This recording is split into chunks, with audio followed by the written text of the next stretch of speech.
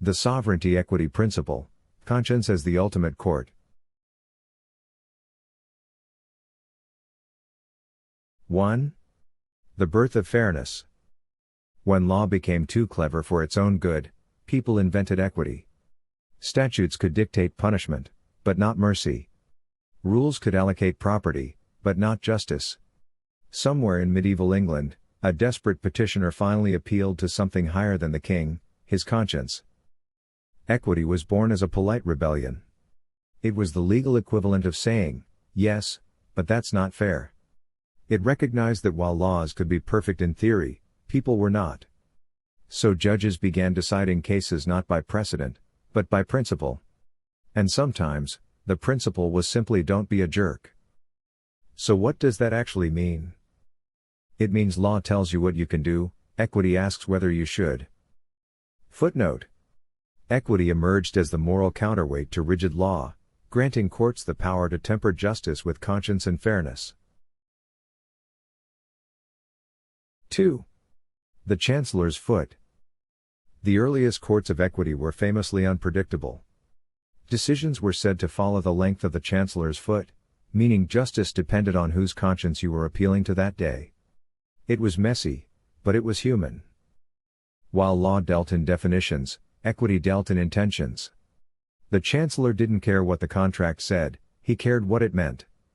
If one party had exploited the other, he could nullify the deal entirely. In effect, he could rewrite the rules when the rules became ridiculous. So what does that actually mean?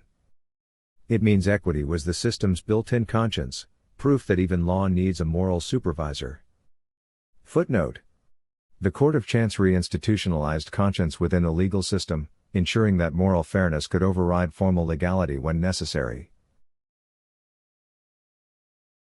3. The disappearance of equity. As the centuries passed, equity became formalized, then bureaucratized, and finally, fossilized. It was absorbed into the very system it once restrained. Today, when lawyers speak of equitable relief, they usually mean money with better manners. Modern courts rarely invoke conscience, they cite compliance. Equity, once the heartbeat of fairness, now beats faintly beneath mountains of procedure. It didn't die, it was domesticated. So what does that actually mean? It means even morality can be reduced to a form. Footnote. The merger of law and equity in modern systems neutralized conscience as a living authority, replacing moral discretion with procedural uniformity. 4. The return of conscience. Yet, every time law fails, equity returns, not in the books, but in people. Whistleblowers, reformers, and ordinary citizens keep resurrecting it, usually without realizing that's what they're doing. Equity isn't a doctrine, it's a reflex. It's the internal protest that says, no, this can't be right. So what does that actually mean? It means you don't need a robe to render justice, just a pulse. Footnote.